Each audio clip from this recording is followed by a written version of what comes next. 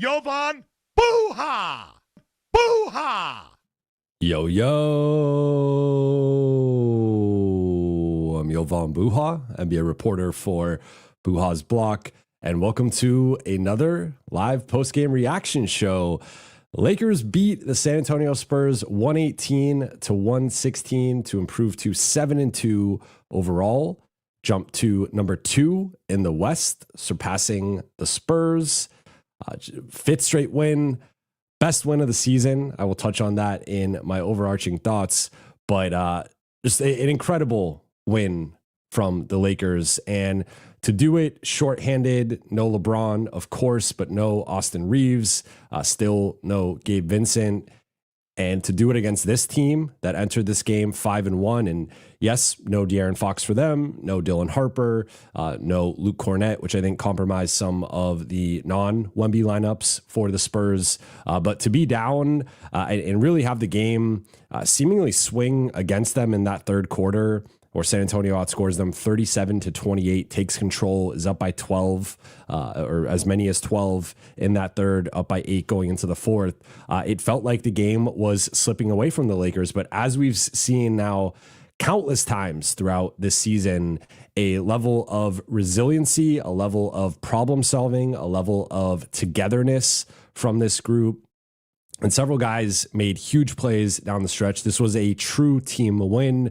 You could look at Rui attacking the closeout, getting to the free throw line, then taking the charge against Victor Wembanyama that fouled him out. You could look at Jake LaRavia, who had a bit of an off night, but had that big offensive rebound that led to the Rui drive that he got fouled on. DeAndre Ayton, I think it's fair to say, outplayed Victor Wembanyama just head to head, won that matchup.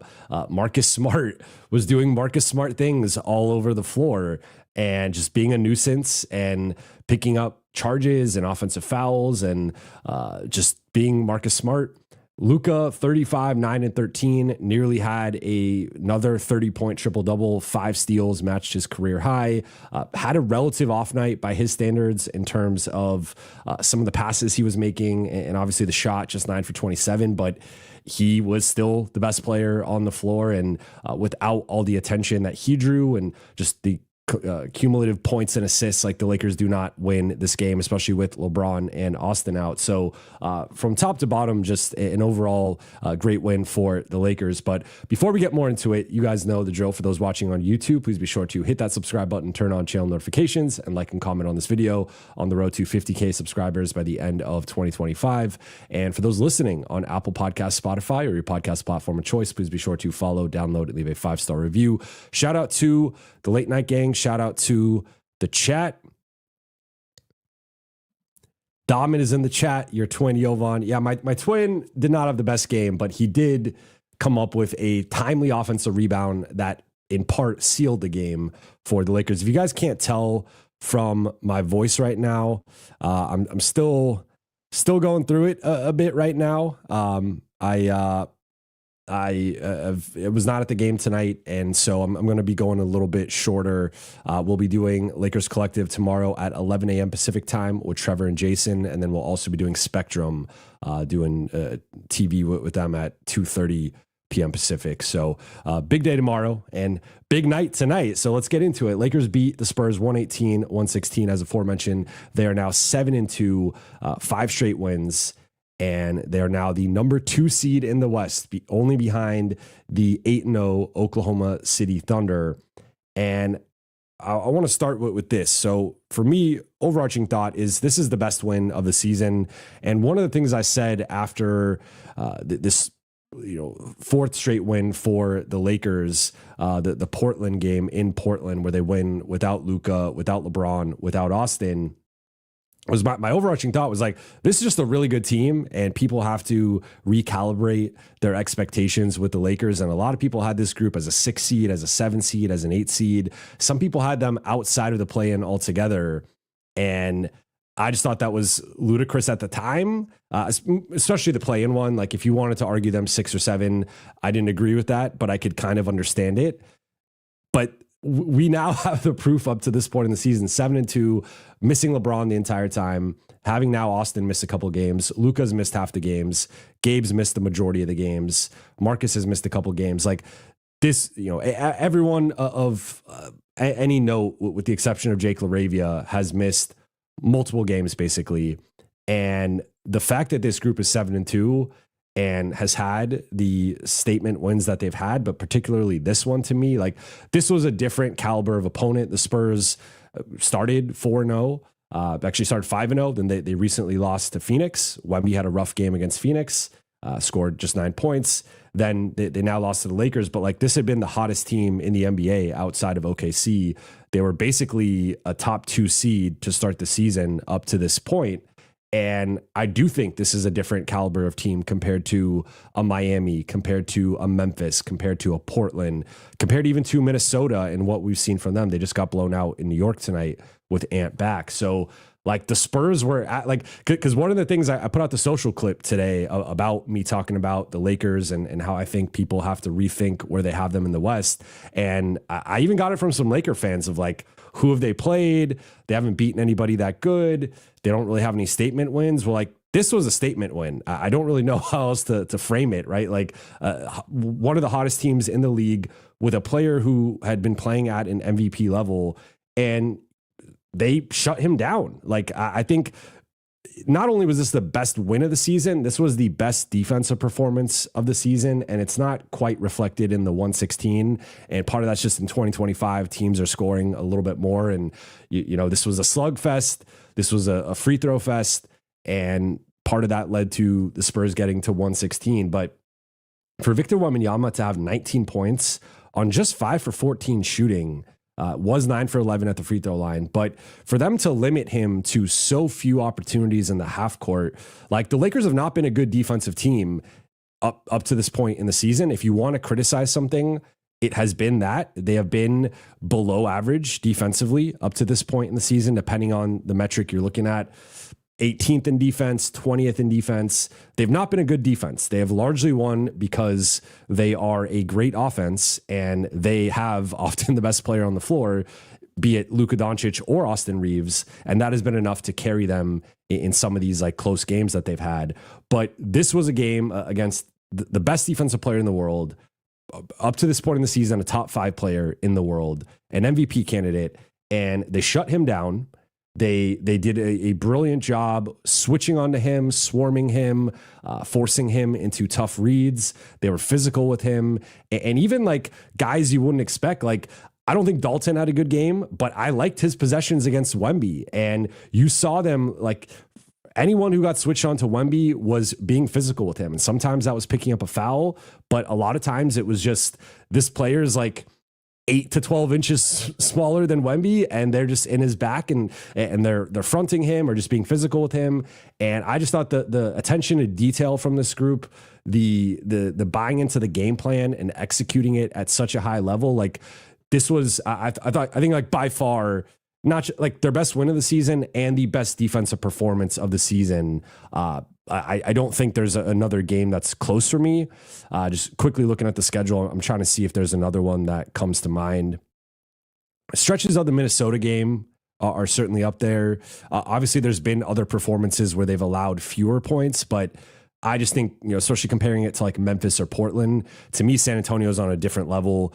They project right now as a clear playoff team, if not a potential top 6 team in the West. So this was the Lakers' best win of the season. And it was not without some hiccups, and Marcus Smart with the turnover late that allowed San Antonio to get a shot, then fouling Jake ends up fouling Champagnie on that, and then he 86% career free throw shooter misses the first one, and that ices the game. But those mistakes notwithstanding, like this was a high level execution performance from the Lakers, particularly in the fourth quarter where they outscored San Antonio 30-20. So just overarching thought, like it feels like everything we've seen from this group throughout the season has been building up to this type of moment, to this type of win. And they did it. Like this was a gritty win. This was an ugly win. This was they won in the trenches. They won in the mud. A big stat for me tonight, not my stat of the night, but in consideration, 12 offensive rebounds. And it felt like they had so many timely offensive rebounds where there'd be like a little bit of a lull, there'd be a little bit of a stagnation, and someone would come swooping in, get a timely offensive rebound and get a layup or get a kick out for a three, or someone would draw a foul or something. Like it just was these little plays that all added up to the collective of this group finding a way to win this game despite several things going against them, both in terms of like who is available, but also I know the big thing tonight was the refereeing, and that's its own discussion. You guys know I don't like really going into that. I think there are certainly calls on both sides that both sides were upset with, but I think it was not the best officiated game. I will say I will leave it at that. But like despite really like no one else getting into a consistent rhythm offensively through like the first 2.5, 3 quarters outside of Luka, and until Rui and DA and Marcus all made big plays over that like final quarter and a half offensively, like it just find a way to win. And so to me, this was best win of the season, best defensive performance of the season, and a culture win, another culture win for the Lakers, and a statement win for LA. In terms of notable performers, I already touched on some of them, but let's just get into it. Luka, 35 points, 9 rebounds, 13 assists, 5 steals, 2 blocks, 4 turnovers, 9 to 27 shooting overall, 4 for 11 on threes, 13 to 17 at the free throw line. So it's funny that like we can say a 35, 9 and 13 performance is kind of an off night for Luka, but it kind of was offensively, right? Like I think there was a little bit of stagnation at times with him offensively, and he at the same time he was the only guy who could get it going, so I kind of understood that, and he did have such a physical advantage over whoever they were putting on him that especially, I thought Castle, I will note, I thought Castle defended Luka the best anyone has defended him this season. And one thing I thought really stood out was Sean Sweeney, the lead assistant in San Antonio, was, assistant with Luka in Dallas. And he was the architect of their defense. And I thought the San Antonio game plan with Luka was like, if I'm if I'm OKC, if I'm Denver, if I'm some of these other teams that are competing with the Lakers at the top of the West, I'm studying this film, because this to me was the best way to defend Luka. Like he's still going to get his points. He's still going to get his assist. He's still going to get to the free throw line. He's still going to demoralize you. But like they did not jump at the head fakes, and it was frustrating for him for stretches there, particularly in the first quarter, but at times in that first half where he was not getting calls he was used to getting. And part of that was the reffing for sure, but part of it was San Antonio knew that Luka was going for the head fakes, and they were not biting on them, and they stayed disciplined. They stayed arms up, and it was like, if you're going to shoot over me, you're going to shoot over me, but I'm not going to fall for the head fake that is on the scouting report that just everybody falls for multiple times a game. So they cut out some of that, which I thought, kind of impacted him a little bit early. But again, we're talking about 35, 9 and 13. Like at some point the production matters, and the ability to carry this much weight offensively and carry this much usage. I think again, like it wasn't like guys were not making shots, guys were not making plays. So I kind of see it on both sides with Luka in terms of, could he have given the ball up a little bit more, especially based on some of his shooting struggles? Sure. But he also, like, what was generating so many good looks, he could have easily had 16, 17 assists instead of 13, maybe even more. Like, it was just kind of an off night for him. But I liked most of the looks outside of a couple of the ones where it felt like he was really trying to sell the contact and just was not getting it. And sometimes you have to adapt when, that's happening. But still, I'm not going to call 35, 9 and 13 like a bad game. Like he was really good tonight. And particularly defensively, the 5 steals tied his career high.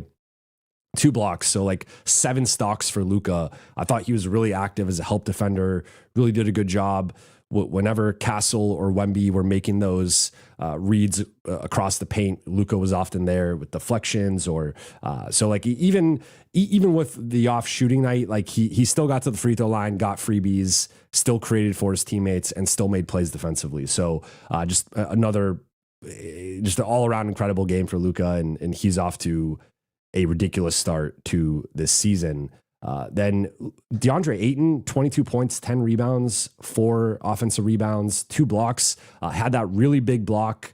I'm forgetting who it was on, but with a couple minutes left, it might have been on, was it Castle or was it Champagne? I don't remember, but whoever it was on, that was a really timely block from Ayton. And he was a guy, like, he certainly feasted when Wemby was off the floor, and that was both Ayton and to a lesser extent Jackson Hayes. Like the ESPN broadcast noted it immediately that like the first 3 times Wemby subbed out, the Lakers immediately threw a lob pass on the very next possession, often to Jackson Hayes, to just kind of set the tone of like, we're going to attack the rim, we're going to attack the paint when Wemby's out there, or when Wemby's off the floor.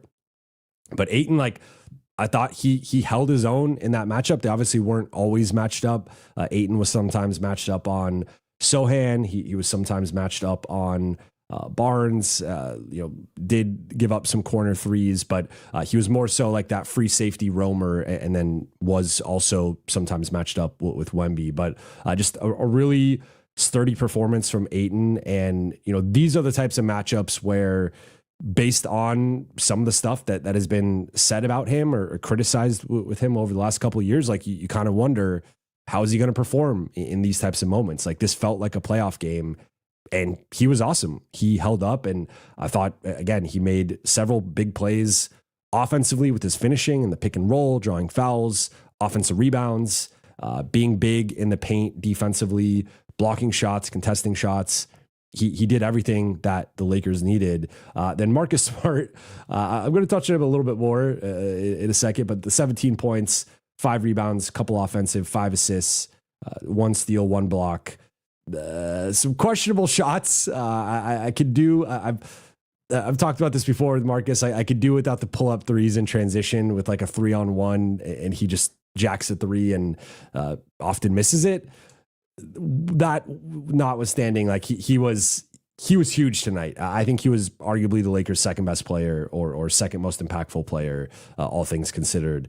Then Jake LaRavia, I mentioned off night, 8 points, 6 rebounds, 1 assist, a couple turnovers.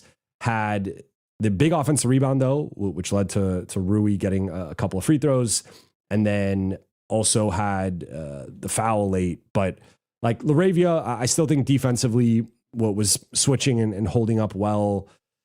Like, he's had now a couple of rough offensive performances by his standards, or quite, like the other one, he was 5 for 10 tonight. He was 3 for 9. So I would say that's rough. 1 for 5 on threes, but I think he's just a guy who continues to help in different ways, particularly on the glass. He was 3rd on the team in rebounds behind Ayton and Luka. And I think he's starting to distance himself as like the clear non-center, non-Luka, non-LeBron best rebounder among the main rotation guys. Rui, 15 points, had a couple of like missed some free throws, missed a couple of left-handed layups, but then hit a slew of big shots, had the drive where he got fouled, took the charge on Wemby. And I thought, like, I've criticized Rui's defense before, and I think that he is better suited to guard up. And we've seen him defend centers and 4s, in my opinion, much better than he guards 3s and 2s. This was another example of that. But I want to like give him his credit, because he was awesome defensively. He was getting into Wemby. He was pushing him out from his preferred spots, making him catch the ball. Instead of 12 feet out, it was 16 feet out. It was 18 feet out. And he was fronting him.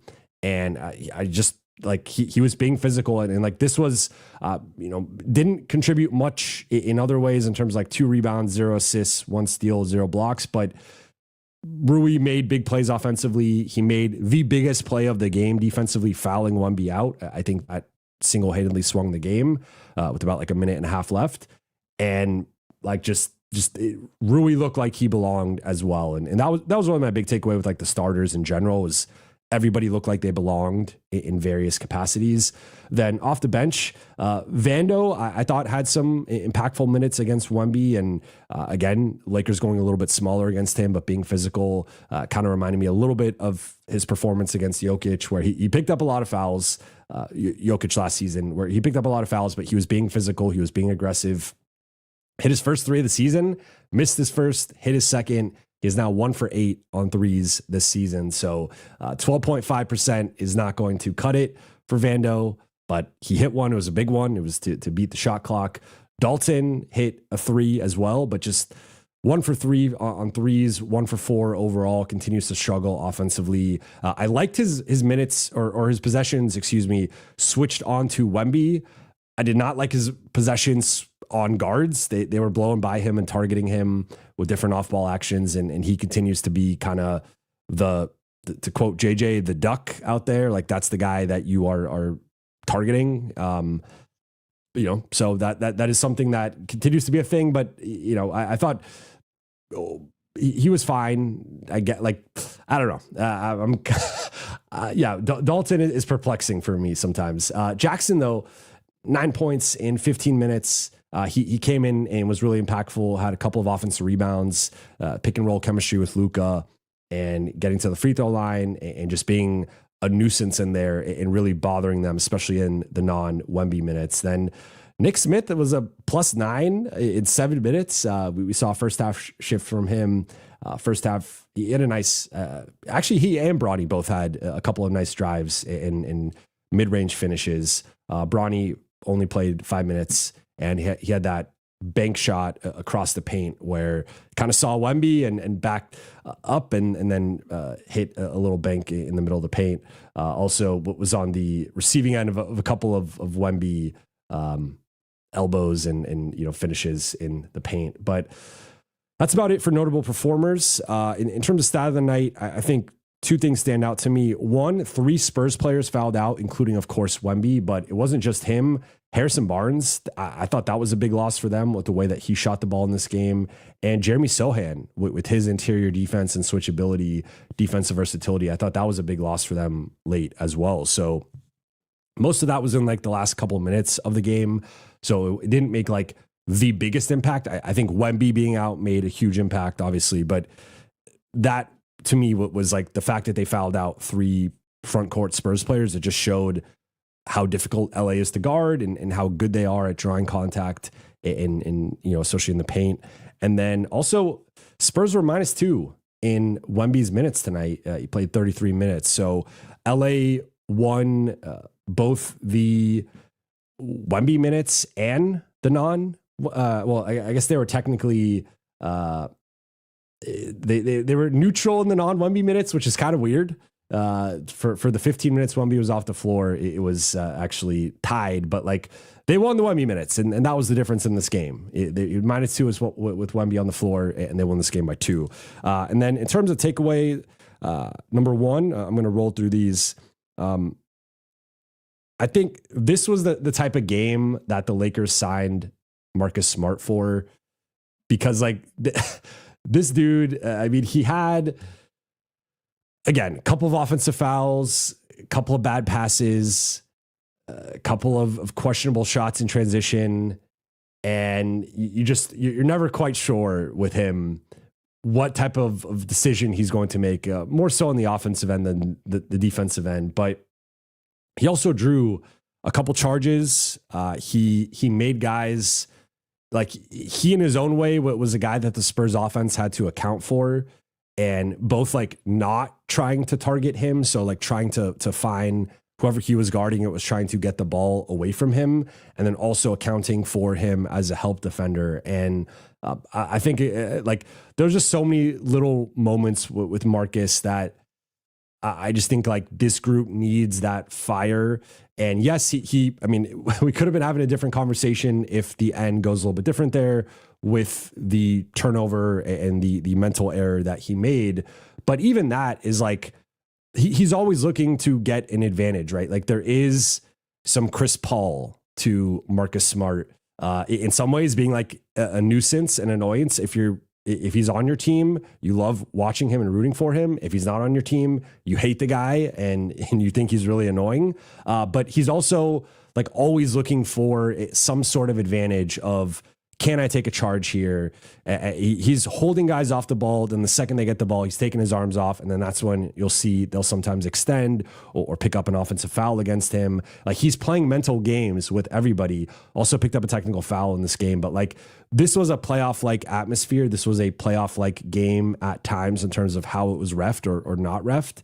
And this was a game where Marcus Smart shined, in my opinion. And yes, Ayton had the 22 and 10 and Rui was big with his 15, but I thought Marcus was just as impactful, if not more arguably, than those guys with just so many things that he was doing on both sides of the ball and setting a certain tone that like this group could sometimes need that. And I think you saw like Rui's not a big charge guy, and I'm not going to directly give Marcus credit for that, but I would not be surprised if that is something that he is trying to instill in this group. Like, outside of Austin and Gabe, this is not a big charge group. So Marcus coming in and doing that, like, I feel like he's been a defensive leader for this group. He has fit in largely seamlessly. And again, there's always some questionable things with him offensively, but you live with it based on the overall performance and just the overall impact. So to me tonight, like, the +3 in his 34 minutes, was the third best mark against, among the starters, fourth best mark overall, for not including Nick Smith. It was still the third best mark overall, but like, he just makes winning plays. And I think Marcus, he looked like he belonged out there. And that's sometimes in these early season matchups, you just want guys to hold their own. I think he did more than hold his own. I think he made a lot of big plays, but like 17 points, 5 rebounds, and 5 assists in this type of game. No Austin, no LeBron, no Gabe. This was partly why they added Marcus Smart this summer. Then second takeaway, quickly going through this one. So Austin Reaves is TBD for the Lakers game Saturday in Atlanta. It sounds like maybe a game time decision. Maybe he's cleared by then.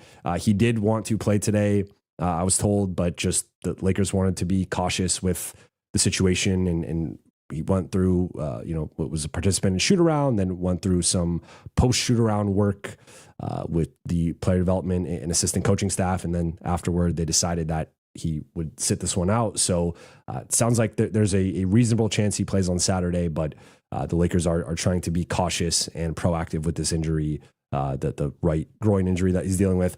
Then we got an update from Shams from ESPN in terms of LeBron. So he said LeBron is not going to be traveling with the Lakers on this trip. They have a 5-game road trip coming up at Atlanta, at Charlotte, at OKC, at New Orleans, at Milwaukee, and that the next step for LeBron, he's been doing individual work, but the next step is ramping up to 5-on-5 work, and that he's not quite sure, is this going to happen when the team is away, or is it going to happen when the team comes back? If it happens when the team's away, maybe it happens with the G League group and getting some reps with them. Will be funny to get if we got the alert, like LeBron James has been assigned to the South Bay Lakers. Of course, he would not play for them, but like getting the practice reps. But they technically don't even have to announce that. But so I'd said on last stream that I thought it made the most sense for LeBron to return either Tuesday, November 18th versus Utah, or Tuesday, November 25th versus the Clippers. Seems like the Utah one is more in play, but it will be determined by how many reps he can get in between now and then, and what that looks like, and what the ramp up process is like. So it looks like, though, regardless, LeBron is likely returning some point in that stretch of home Utah, at Utah, home Clippers. Maybe he returns for the at Utah game, and they use that week of like getting back from the road trip leading into the Utah game, and then they play Tuesday, then they're off till Sunday. That is insane that they're off Wednesday, Thursday, Friday, Saturday, 4 days off. Maybe like that span of, I assume they'll practice at least twice, if not 3 times maybe that's the ramp up for LeBron to make his debut in Utah, though he famously has not liked playing in Utah, or like that has typically been when he misses a random road game, Utah is typically one of them, at least as a Lakers. So we'll see with that. But then takeaway number 3, I wanted to quickly preview this road trip. I will be talking about it a little bit later in the week, but I just wanted to quickly go through it. So Lakers play at Atlanta, at Charlotte, at OKC, at New Orleans, at Milwaukee. Looking at the standings here, Atlanta is 4-4, and they are 1-2 at home. Charlotte is 3-5 and 2-2 at home. OKC is OKC lost tonight. I did not know that. So OKC lost their first game to Portland. Okay. So by the transitive property, I think that means the Lakers are the best team in the West. So OKC lost by 2 in Portland, but no Chet, no Dort, no Caruso, no J-Dub. So it's like a slightly excusable loss. But 8-1 for OKC, 4-0 at home. But they do bleed. They can be beaten. And then at New Orleans, New Orleans has been a tire fire, 2-6, 1-2 at home. And then at Milwaukee, who've been pretty good, 5-3, 3-1 at home. So really looking at the schedule, like I think Atlanta, Charlotte, and New Orleans should be wins for the Lakers. I think at a minimum, Charlotte and New Orleans, like always there's an element of trap games, especially with the Lakers. Everyone gets up for those games on the road, but like those are games I'm like tentatively penciling in as like you should beat Charlotte, you should beat New Orleans on the road. Atlanta is I think a sneaky tough one where, you know, Trey is out, but that also kind of has like the trap game element, but the Lakers are going to have a little bit of a break going into that. So like I would certainly favor them going into that game. And then at OKC and at Milwaukee are the 2 big ones here, right? So OKC 8-1, coming off a 68-win season, championship. Lakers had that 2-game trip to OKC where they won one in emphatic fashion, then were up in the other one before Luka was egregiously tossed. It was ultimately rescinded, but didn't matter. That sealed the end of that game. That's a measuring stick game. Like that is the Lakers, just like the rest of the West and really the rest of the league. They're chasing OKC. That is the standard right now. So like that's a group that looks like they're going to win 65 plus games. The West is going to go through them. And whether the Lakers are the 2 seed, the 3 seed, the 4 seed, or whatever seed, they're going to have to go through OKC almost certainly at some point without home court advantage, almost certainly. So this is a big game for them. This is the biggest game of the season. When I was asked going into the season, when the schedule came out and like at different points in lives, I've circled this game as like the barometer measuring stick early season, just like where are the Lakers actually at against the top of the league. This is that game. So that's a big game. And then to close out the trip at Milwaukee, second night of a back-to-back, that's going to be really tough. Like if they make light work of New Orleans on the front half of that, then maybe they're in good position for the Milwaukee one. But like at Milwaukee, second night of the back-to-back is kind of at the end of a 5-game road trip. It's almost a schedule loss. Like I'm not going to go that far and call it that, but like it's kind of close to a schedule loss. But it is the Luka and Giannis have obviously had some great duels throughout the years. You got the Darvin Ham Revenge Bowl, the Torian Prince Revenge Bowl, Rui and Austin revenge against Darvin Ham. So you got some fun storylines with that one. But with all that said, let's get into the Q&A here. I see we got some super chats. First one from Erickson. Great teams win the ugly ones too. Chemistry is there. Vibes are high. Things are starting to feel kind of special. Can't wait to see us whole. Yeah. I mean, 7-2 is like if you were playing the easiest schedule in the league, 7-2 is still impressive, especially like factoring in the injuries that the Lakers have had. And looking at it now, I'm looking at, I'm on Tankathon here, just quickly looking at strength of schedule up to this point. Lakers have played, according to Tankathon, this is remaining strength of schedule. Lakers actually have the 5th easiest remaining strength of schedule, so that's a good thing. I don't know why it's not showing me the current strength of schedule. Regardless, Lakers have had somewhere around like a league average-ish schedule up to this point. That's going to increase obviously with this game. That's going to increase with the OKC game, the Milwaukee game. But despite that, like they've gone 7-2. They've been missing so many players. They've yet to have their second best player play at all. And like, and you look, I think like that the expectation is to still win, right? Because you look at OKC, they haven't had J-Dub. They've continued to win, right? And they've had Chet miss a few games, Caruso miss a few games. They have guys in and out, and OKC is a machine. They continue to win. That is what the Lakers are turning into. Obviously not at the same level. Like OKC is blowing teams out. Shea is sat in fourth quarters. That they're like there's levels to it, right? And the Lakers are working on ascending into that level. But the Lakers 7-2 with the schedule they've had and how many guys have missed time, like you can't. It's really hard to critique. I know some people will find a way, but it's hard to critique. Like this is feeling special, and when they're whole, I think they're looking like a top 2 or 3 team in the West. I don't really know what else to say. Shibugan, thank you for the super chat. Wembanyama, ref drama. Thank you, Mama. Lakers in 5. Yeah, I probably would pick Lakers in 5 against this team. Lakers in 5 or 6. Like I will note. The one thing, the one luxury that the Lakers have that other teams don't have is like, so Lakers are without LeBron and Austin. Spurs are without Harper and Fox. Like, if we're just looking at it in a pure vacuum, of course, like LeBron and Austin are the 2 better players. And that's like, probably a bigger loss on the Lakers side. However, San Antonio, their 2 best ball handlers are Fox and Harper. And while I really like Castle, I sang his praises earlier. I thought he did the best defensive performance against Luka we've seen this season. He's not quite a point guard. He's more of a shooting guard or more of a combo guard. And you saw some terrible turnovers from him in terms of like just throwing the ball into crowds or just they even kind of called it out in the broadcast with both him and Wemby in terms of some of the turnovers they had. So they really missed that offensively. So I do think the Spurs at full strength would present a bigger issue offensively than what we saw tonight in terms of adding Fox, adding Harper.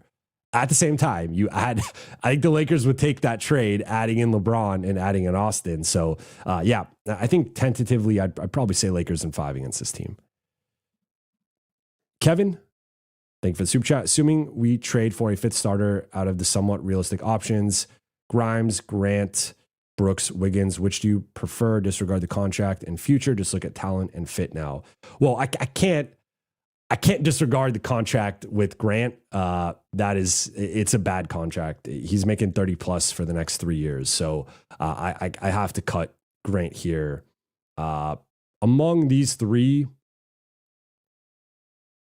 so I like Grimes. I just don't love the way I'm looking at this player is how they slot next to Luka and Austin in particular. I think that is the most like, cause you kind of have, in my opinion, you have your 4 and your 5 set with LeBron and Ayton. And so, and Luka will probably be a front court help, off ball defender. So I look at guys who can defend ideally 1 through 3, if not 1 through 4. And also guys who are really going to complement Luka and Austin. I think Grimes can complement them offensively. I don't think Grimes is quite at the same level as Brooks and Wiggins defensively, especially when factoring in the size element, where he's more of like a 6'4", 6'5" shooting guard. So I don't think he has the scalability up that like Brooks probably has the most scalability of this list. In Wiggins, like so it's between Brooks and Wiggins for me. Like in a vacuum, I think Grimes is a better player, but I think there's a difference between who's a better player and who's a better fit here. So I think 2 things can be true. If we're just looking at it in a vacuum of like talent, I think Grimes is the most talented of these 4 currently. If we were looking at fit, I think Brooks and Wiggins fit closer to what the Lakers need than what Grimes gives you. Now, Brooks has been dealing with an injury to start the season. That's a bit concerning. So like, I guess by process of elimination, I would go Wiggins. I do think it's close between Wiggins and Brooks. Wiggins obviously didn't have the best audition for the Lakers, though I think people were a little bit hard on him. I would probably go Wiggins, Brooks, Grimes, Grant, but I think you could probably flip Brooks or Wiggins, and I'm not going to quibble. I do think though Grimes with a different build, he could make sense, but I don't think he makes sense as the fifth guy next to Luka and Austin. Easy peasy. Big chance to be, thank you for the super chat. Big chance to be 9-2 heading into the game versus OKC. 100%. And OKC could be 9-2 at that point, or, you know, whatever. I don't know how many games they have between now and then, but could be the matchup for the 1 seed, at least up to this point in the season. Shaq, love the name. Thank you for the super chat. Hey, Jovan, if the Lakers continue winning and playing well, do you think Rob will make a big trade for a 3-and-D player and use those first-round picks? So to be clear here, they have 1 first-round pick to trade. They can't trade. They get access to picks, or a 2nd and 3rd pick on draft night. One of those would actually be their draft pick that day, and then one would be another future one. I believe it would be 2030. They could trade at that point 2026, 2030, and 2032, assuming they don't trade one of those. If they trade 2030, they can still trade 2032. If they trade 2031, it screws them on both ends because of the Stepien rule. So they have access to 1 pick right now. They can do pick swaps. They can do 1 second rounder, and then obviously the players that they have.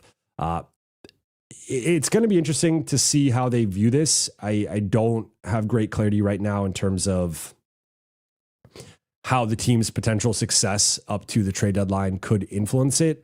Because you could make an argument in either direction, right? Like you could claim that everything's working and we don't need to make a move, right? And we have seen that from this front office at times of we want to see a larger sample size. We don't have clarity as to like what we feel like we need. We want to give this group a shot to kind of do something, right? So that was kind of the post Russ trade. That offseason they re-signed a bunch of guys. Then that season, that next season, they basically brought back the same group, made a couple tweaks, and then they didn't make any trades. So they were like, we want to give this group a sample size. They could take that route, or they could take the other route of, hey, we have Luka Doncic, who's a top 3 player in the world, maybe top 2, maybe the best. We have LeBron coming back at some point here in the next couple of weeks. I assume will look like an all-star, if not all-NBA player again. You have Austin Reaves, who's ascended into all-star status. And I mean, right now it would be like a 3rd-team all-NBA candidate. You have those 3 guys. Ayton has hit. Marcus has hit. Laravia has hit. Rui's playing well. Like you have a really strong top 7, and then we get into the like question marks with Gabe and Vando and Jackson. I have less confidence in all 3 of those guys, but like really strong top 7, and even guys 8 through 10 can contribute in certain contexts. So that's a really strong top 7 and into even top 10. But clearly they're still missing that like lockdown, either point of attack guy or wing stopper guy. For as impressive as the defense was tonight, I don't want to act like it was perfect. They did allow a bunch of uncontested threes, a bunch of corner threes.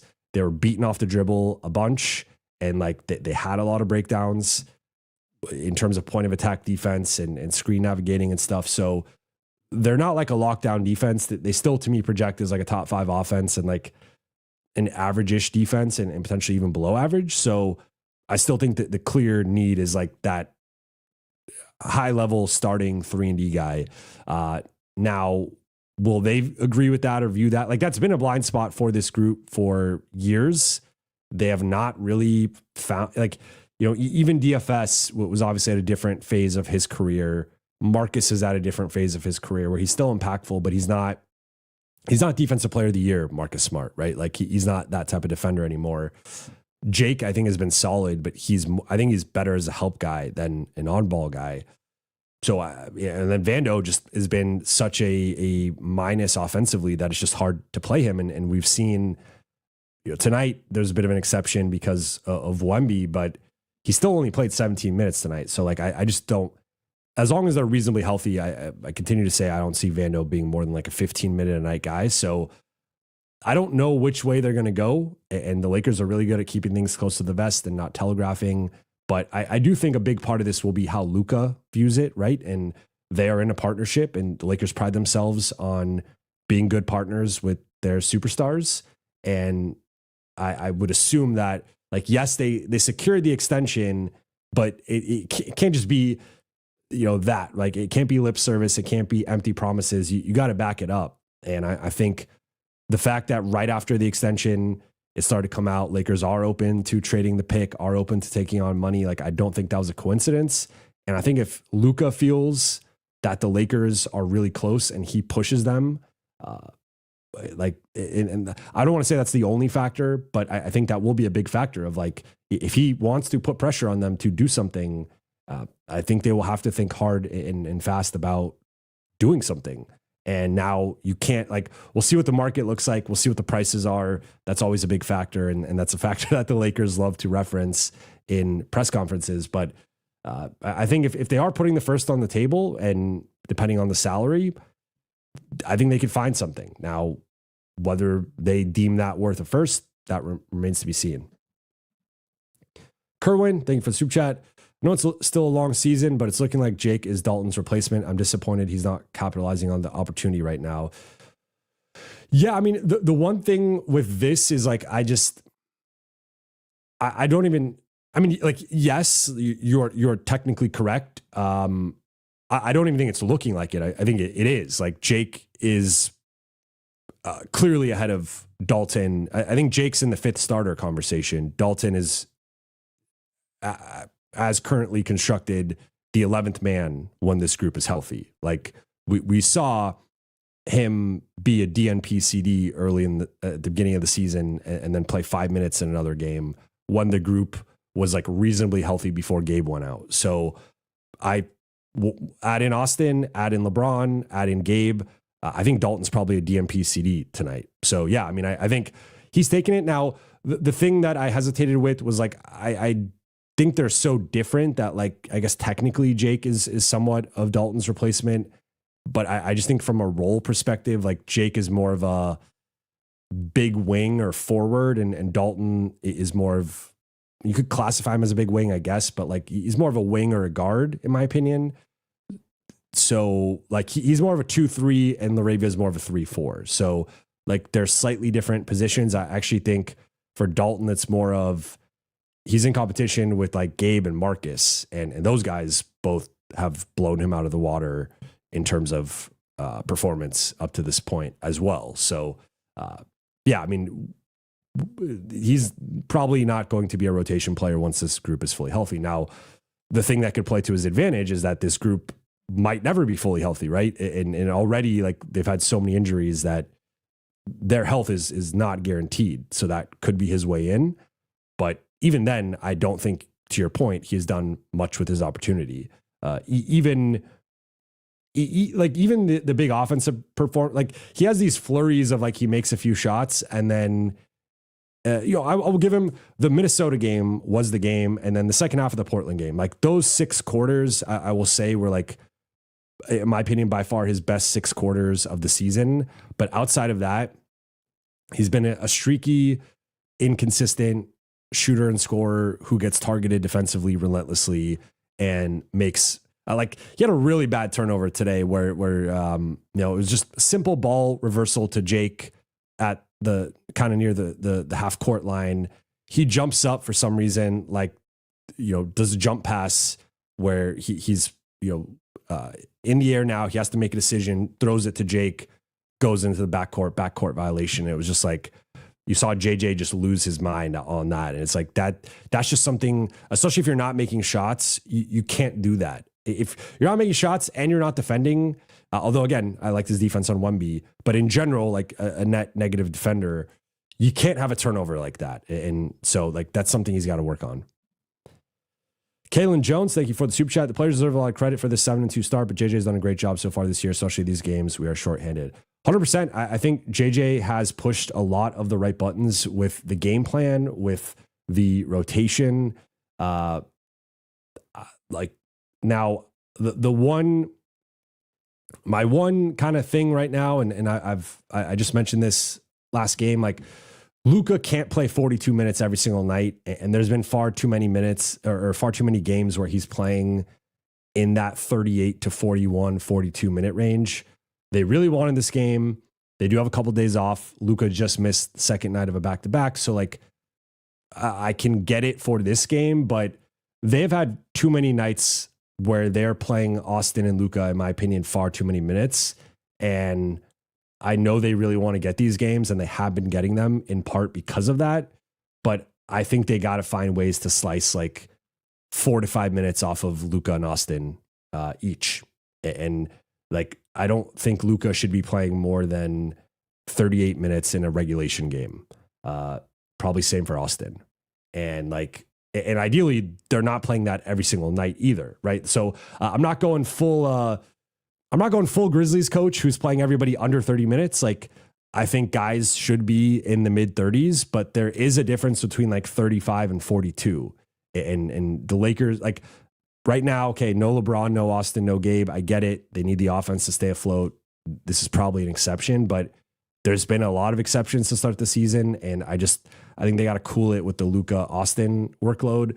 But that aside, like JJ's defensive game plan tonight was, I thought, high level. Like we've seen him going back to last season come up with really effective game specific, opponent specific game plans defensively. I think they've done a really good job against Wemby. I remember going back to the beginning of last season, they had a couple games in San Antonio, and there was the one game where Max defended him really well, and Max was switched on to him and kind of pushing him around. And like I said, going back to the Portland game, someone asked me, I believe it was Sarah at the end, about the kind of, how do you stop Wemby? And the primary key I said was like, you got to be physical with him. That's like the one, it's kind of like Kevin Durant, where like the one way to kind of bother him or to disrupt him is to be physical and push him out of his spots, because you often can, even some of the smaller guys. That's exactly what the Lakers did tonight. So the players deserve the credit for executing that, but JJ and the coaching staff deserve the credit for implementing that. They deserve the credit for getting this group to believe. And despite the slow start to the season with the preseason and opening night, like they turned that page very quickly. They moved on.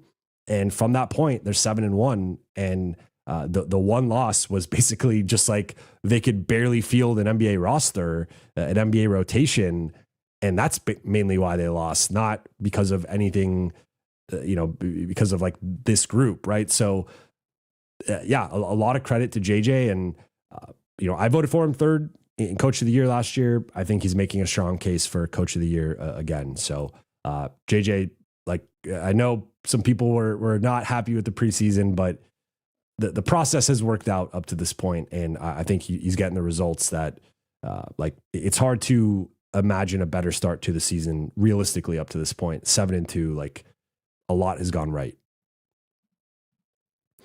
Young Claire, thank you for the super chat. When is LBJ back? Could he join during the road trip?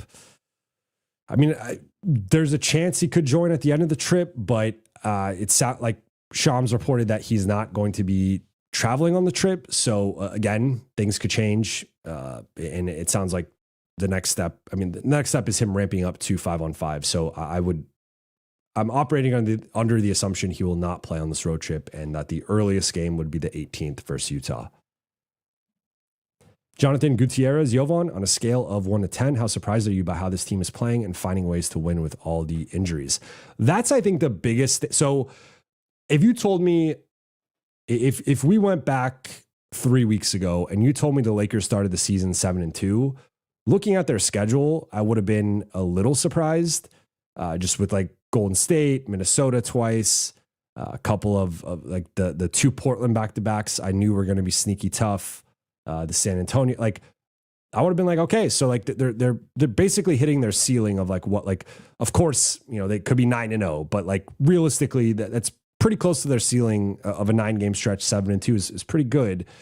Then if you told me who was out and you were just like, here are all the people who are out for each game, I would be very surprised. So I think in a macro sense of like surprised at their record, I'm maybe like a 3 or a 4. It just in the sense of like looking at their schedule and their record. I probably would have had them 6-3 up to this point. But when you factor in who's been out, that's where my surprise jumps up to like a solid 7 or maybe even 8. And it's largely because I think my biggest surprise has been how well the offense has been able to function. Because last year, post Luka trade, the offense fell off a cliff without Luka. So that was already kind of a concern. Then you take out, Austin or you take out LeBron, and it's like, okay, it becomes a little concerning. Like the Austin on, Luka and LeBron off lineups were good. So like, but it was a small sample size. It wasn't this same exact group.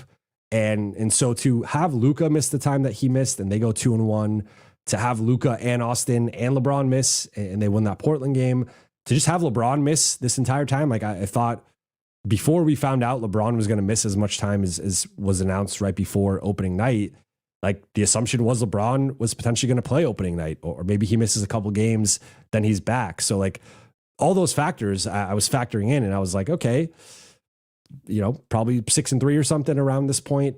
But for them to be 7-2 and to have had all the adversity they've had, all the injuries they've had, and not to really miss a beat offensively, that's been the thing to me that like they're just like, this team's offensive floor is so high that's their superpower. Their collective playmaking, shot creation, the ball handling, the ability to get downhill, create advantages either for the bigs in the pick and roll, for themselves in the mid-range or with fouls or the driving kick opportunities. Like that is the superpower of this team. That is what makes them so difficult to match up with, to defend.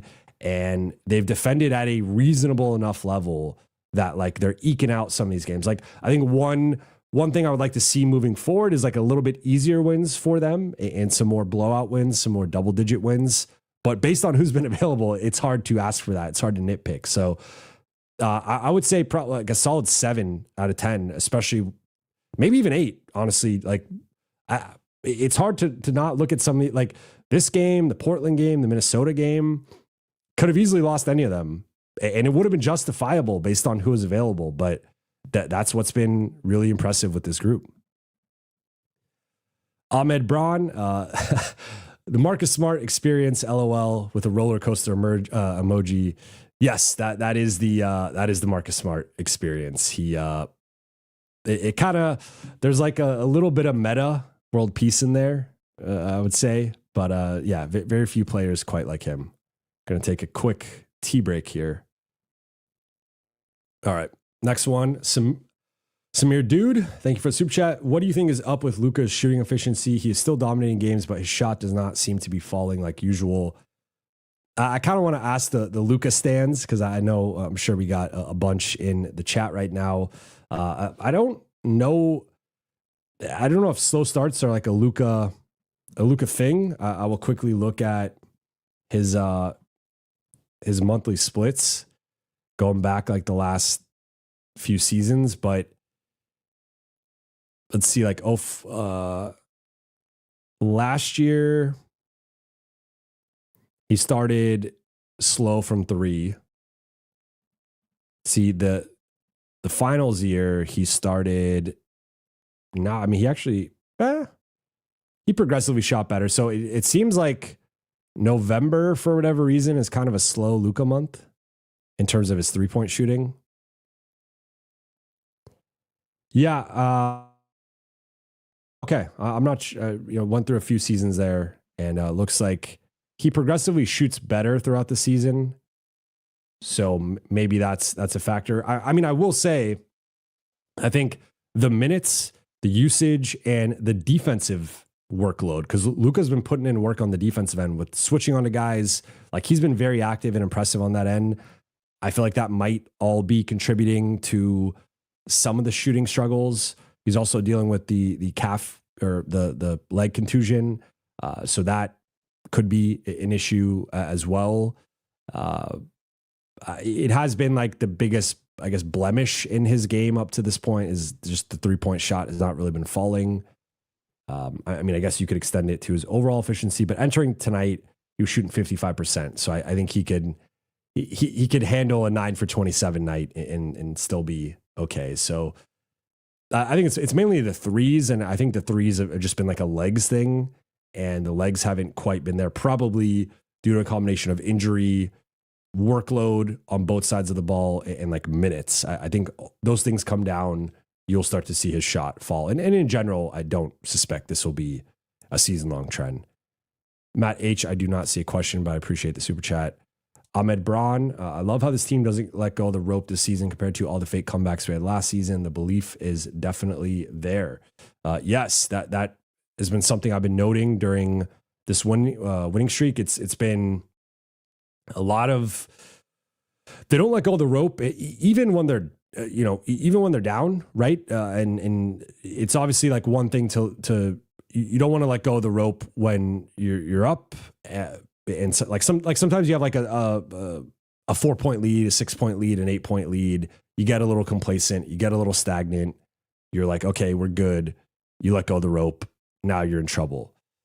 But this group, we haven't really seen that. Like, teams will go on runs, of course, that's part of it. But I don't really think it's been that. But the flip side of that is like, this team is down 4, they're down 6, they're down 8, but they hang around and they're resilient, and they know, like, I think what we're starting to see with this group that I think is so special is like, they can go through these, especially in crunch time, but like fourth quarters, crunch time, they just out execute you, and they do it like, they kind of have to your point about the belief. It's like, they know they're basically like, let's get to the final 5 minutes. And if this game is close, if this game is winnable, we're going to out execute you, because we have the superpower of having a Luka Doncic and, to a lesser extent, though still to a big extent, an Austin Reaves, and then eventually a LeBron James. But like the menus, the options that they have to generate high percentage looks in a half court setting are endless, and they're infinite, and they're still scratching the surface of what they could do offensively. And I think that's the scary thing. So that to me is like, you kind of have to kill the Lakers early. And the other thing is, we haven't seen them get killed early. Even the Portland game, that's like maybe the one exception. Like, Golden State was kind of a blowout, sort of. They had the comeback in the fourth. But like, for the most part, this group has been in every game. Obviously, they've won 7 of the 9, but like, even the 2 losses, one of them they barely could field like 6 NBA players, and then the other one was opening night, where they just looked like a group that did not practice or play together in the preseason, which was the case. So yeah, I mean, it's been really impressive, their fight and ability to stick around in every game, and obviously that is why they're 7-2. J.R. Erickson, you're too hard on Luka's shooting splits. SGA also had 35 tonight with almost identical shooting to Luka's. He was 10 for 26, only 4 assists though.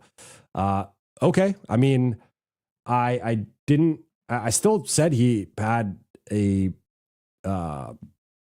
really good game, really good all around impact. I highlighted the defense. I highlighted the passing, the free throw shooting. So, I mean, I think objectively 9 for 27 is not good. Just like 10 for 26 isn't good. So I'm not sitting here praising Shea.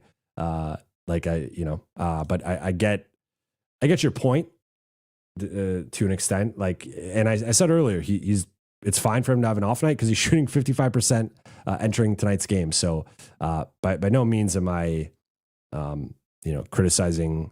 Like, I thought there was a couple times he tried to force foul calls that were, not there. And other than that, though, I thought the shot selection was largely fine and in line with his typical shot selection, and still dropped 35. So, yeah. Gary Singh, thank you for the super chat. You would have Brooks/Wiggins over Smart. I wouldn't. Smart can change the game with his defense. His IQ, Brooks or Wiggins are solid, but not same impact. So, not over. I think they can play together, and you have optionality. And I think, to your point, with more of a sample size of what this team is and what this team needs, like I've actually grown a little less on board with Brooks and Wiggins. Like I still think right now those are probably the two best realistic options. I don't feel great about giving up a first round pick if I'm the Lakers or either one of them. I think both guys, you can squint and see it, but I think that's a pretty high price for either one of them. The guy that I would give the first round pick for, and you have to monitor if you're the Lakers, is Herb Jones. And New Orleans doesn't have their pick. It's going to Atlanta. I've talked about the trade enough. I don't need to belabor it, but like if you could get Herb Jones, that is the guy who fits next to Luka and Austin and is a clear upgrade over Smart. Now, regardless of if it's Herb Jones or Brooks or Wiggins, whether those guys start or not, and I assume all three of them would start as the fifth guy, especially if the Lakers are trading like serious assets or capital to get them, you still play Smart a big role off the bench. Like I think his minutes can largely stay the same, if not, just remain unchanged or maybe slightly less. But I think the big difference between Smart versus Brooks and Wiggins, there's a size element defensively, though Smart obviously defends up pretty well. But I think there's the offensive component where Smart did have 17 tonight and got to the free throw line a bunch and hit his free throws, 10 for 10 at the free throw line. But I don't think that's something, part of that was like the fouling late and being in the bonus, which is a part of playing the Lakers. You're often in the bonus as a defense, but the 3 for 10 shooting, 1 for 7 on threes, I can see Brooks doing that as well. We've seen him do that for the Grizzlies and the Rockets against the Lakers. I think Wiggins has obviously the highest floor among this trio, and typically is a more like efficient offensive player. But I think that the shooting, if we're ranking the three shooters, Marcus is the worst shooter. If we're ranking them as scorers, Marcus is also probably the worst scorer. So I do think there's a little bit more of a two-way balance there between Wiggins and Brooks versus Smart. Now, I 100% agree with you in terms of Smart brings these intangibles that, like I think Brooks can maybe mimic a little bit, but not quite get there. And then Wiggins is not that type of dude. So like, I believe that Smart should still play a big role, should still close games in some matchups, and like still should be playing 25, 27, 28, 30 minutes a night, depending on the night and the matchup. I just think it's more so, I guess, like in comparison, like if you compare them to Marcus Smart, sure. But if you compare those two guys to Jake LaRavia and Rui Hachimura, I think they are upgrades on the defensive end, particularly on ball as either point of attack or wing stoppers. So I think it's more so like Smart is still going to play a big defensive role, but you need more in the rotate. You can't just have one guy, especially a guy who has played 54 games the last 2 seasons, is in his early 30s, does have an extensive injury history, and is a shaky shooter. There are going to be some nights where like you want a different alternative. And for as well as Jake has played, as well as Rui has played, I do think there's a defensive ceiling for both of them as like on-ball stoppers. And I do have more confidence in guys like Brooks or Wiggins, or especially Herb Jones. Light him up. Thank you for the super chat. When Gabe comes back, I hate to see him cut into Nick Smith's minutes. I trust his offense more than Gabe and how he does show effort and hustle defense. Well, I will break it to you that he will have his minutes slashed by Gabe Vincent. I think Gabe's a better defender than Nick Smith.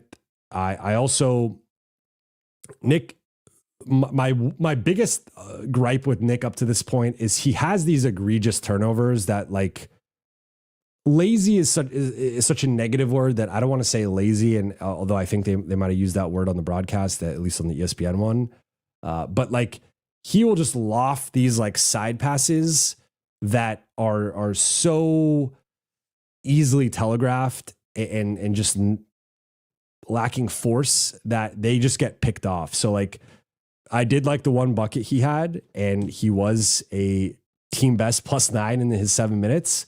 but the 2 turnovers he had were both awful.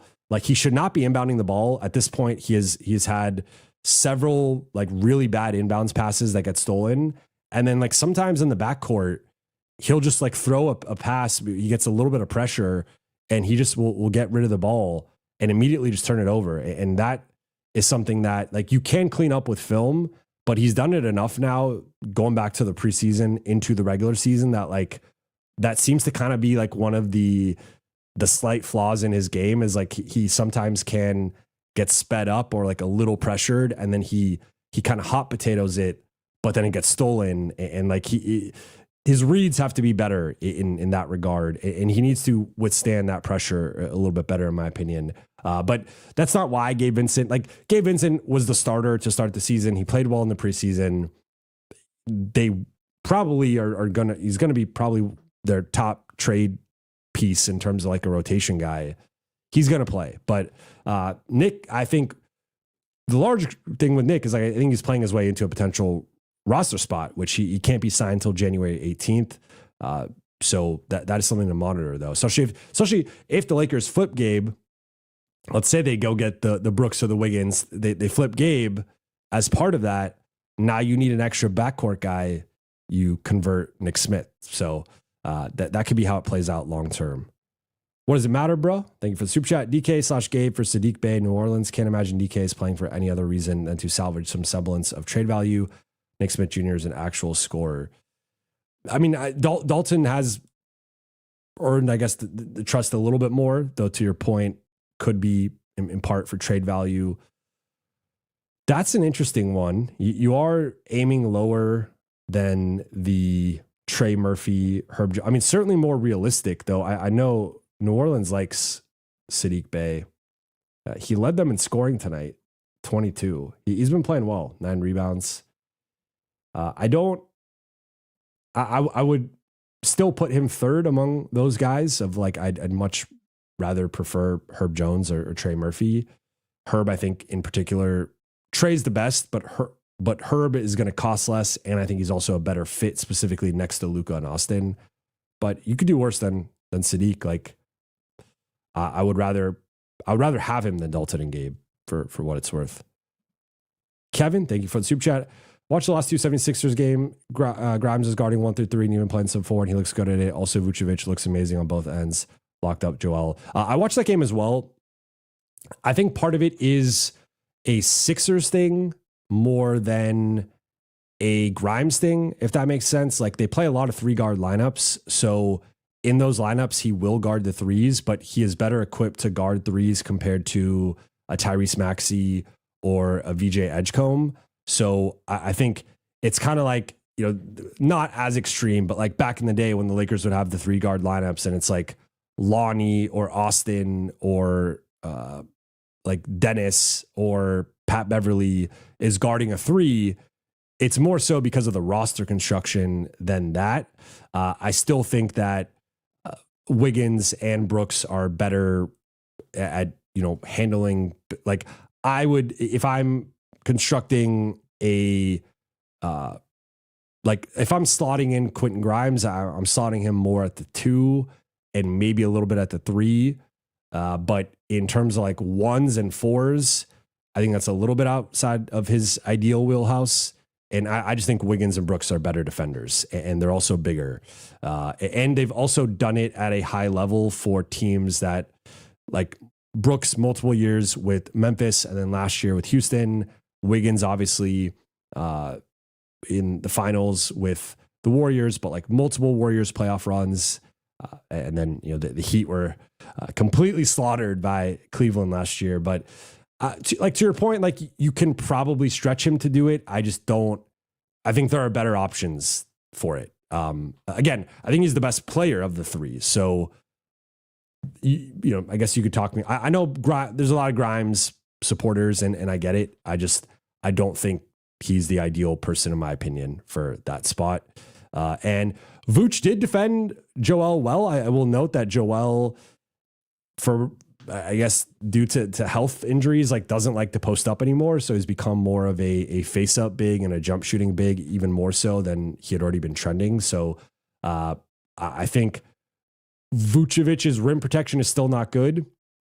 And if you look at the rim protection numbers over the last few years, he's been the worst high volume rim protector in the league. But he did defend well in that game, and they had the big comeback down 24 to win that one. And he hit the game-winning shot. So I'm fine with Vooch as a backup big if there's a way to swing it off the buyout market. But he's just not my. I think the Lakers need a more of a defensive big if they're going to add another backup. Kevin, thank you for the super chat. Grimes is also a significantly better shooter. He is. Grimes is a better offensive player than Wiggins and Brooks. Again, I think he's the best player of the three. I think the Lakers, they need a 3-and-D wing, but they need a 3-and-D wing who is at a certain level defensively. That's because they have Jake LaRavia is a 3-and-D wing. Rui is a 3-and-D wing. The issues are they're not quite at the defensive level. They can be good defenders in certain matchups, and I think overall LaRavia is a solid defender, but there are limitations there. I think they need a better primary guy. So that's more the distinction I'm making. Black Kraken, thank you for the super chat. If I'm not mistaken, didn't Luka want Herb Jones? Do you think we can get him from the Pelicans? And if so, at what price? I believe you are correct. I think that goes back to the Dallas days, if I'm not mistaken. And I think I think Istok Franco has talked about that before, that Herb is a guy that Luka's a big fan of. And I think there was some reporting. I don't know if it was Mark Stein or who ever. In terms of, I think he's gettable. The price is going to be high. I think it's going to cost basically everything in terms of, I think there probably was a time where it would have had to have cost Austin. I think at this point, Austin is just, surpassed Herb as an asset that it doesn't really make sense. But I mean, it's going to cost a first. It's probably going to cost another pick swap or two. It might be something like Rui, a first and a pick swap or two. And that, you are taking an offensive hit, but you're taking a giant leap defensively. And that's a guy long-term who even if you calculate, because I'm sure that the Austin Luka partnership will be under a microscope for the full season. And when they go through tough stretches, people will say they won't work together. And even if you believe that, or even if the Lakers end up believing that at some point in the future, Herb Jones is always going to work next to Luka. That is the ideal Luka backcourt piece defensively. So, the two big things with him are health and shooting. Tonight, 0 for 2 on threes, one game, but he's not been a good shooter for most of his career. This season, it's funny, this season he's shooting 48% on threes, but if you look at, it's been 34, 33.5, 42, 31, 48. So he's been above league average 1 out of his first 4 years. The volume, but then it's 2 years ago, he was at 42% on 3.5. Last year, he was at 31% on 3.5. This year, he's at 48% on 4.5. That's not going to sustain, but could he be mid to high 30s? Yeah, that does probably drive up his trade value a little bit, but I think it's going to cost. It's kind of whatever New Orleans wants. That's not Luka, LeBron, Austin, and I think they'll probably fight to keep LaRavia out, Ayton out, Smart out, and then whatever else New Orleans wants. To the we MS impact is crazy. Winning culture, #1 seed on the way. Yeah, Marcus is he's a certainly a 16 game player, but you could also argue, and I think we've seen an 82 game player, maybe a 65 game player with his track record. But he's been great. He's been my, of course, Luka and Austin are at a certain level just because of how great they are and how fun they've been to watch. But behind those two, I think Marcus has been my favorite Laker to watch this season. Honcho, thank you for the super chat. Yo, shout out to JJ, hands down the most handsome coach in the league. Okay. I know you've seen those JJ thirst traps on X. Seriously though, perfect game to showcase Rui's defensive value at guarding the 4 and the 5. Yes, and that's what I mentioned earlier when I talked about Rui. I think The only thing with this is that DeAndre Ayton and LeBron are both best at the 4 and the 5. And when LeBron is back, like those are going to be the starting 4 and 5s. And so if there was a different roster construction and you could have Rui guard 4s and 5s consistently, that's one thing. But like DeAndre should be guarding 5s for the most part. With this San Antonio matchup, you could obviously make the case that he should be more off the ball as a roamer.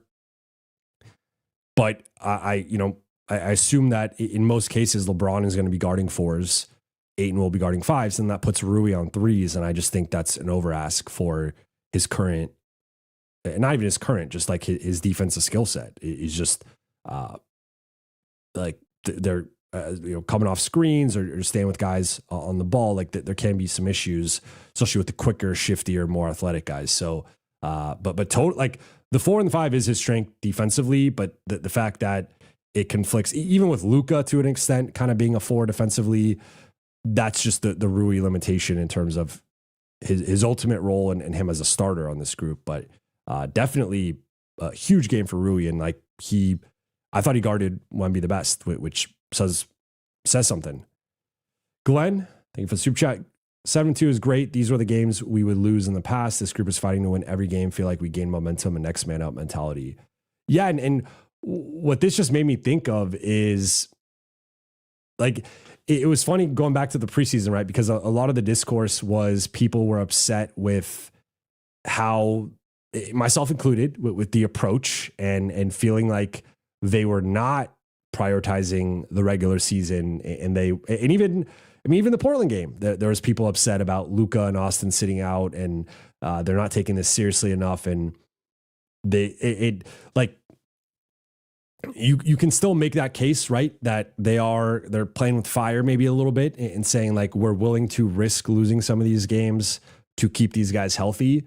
At the same time, the game plans we're seeing, the execution we're seeing, the fight, the resilience, the energy, the moxie that we're seeing from this group every night that they step on the floor, regardless of who's out there, that speaks volumes. And that, to me, like that's a departure from Lakers teams of the past, kind of post title, or maybe like post second year of the title.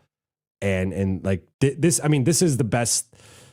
I think it's easy to say, like, this is the best team they've had since 2020, 2021, and maybe even the best team they've had since 2019, 2020. Right. Like I think this group is in that conversation. Not like they got a ways to go to match the 2019-20 team. Obviously they won a championship, but even like, high 50s or 60s win pace for an 82 game season. So that's a different, that's a different beast. But this group just like they show up every night and there's not really been an off night with the exception of opening night, but they've quickly rebounded from then and been awesome. So yeah, it's been very encouraging to watch. Connor Phillips, Luka's 2-point efficiency is a real indicator. 3-ball is up and down. And to that point, going into tonight, Luka is shooting. Going into tonight, he was shooting 78% on 2s. Remember, his first 2 games, he was shooting 89%, first 2 or 3. So yeah, I mean, that'll go down off of tonight's game because he shot,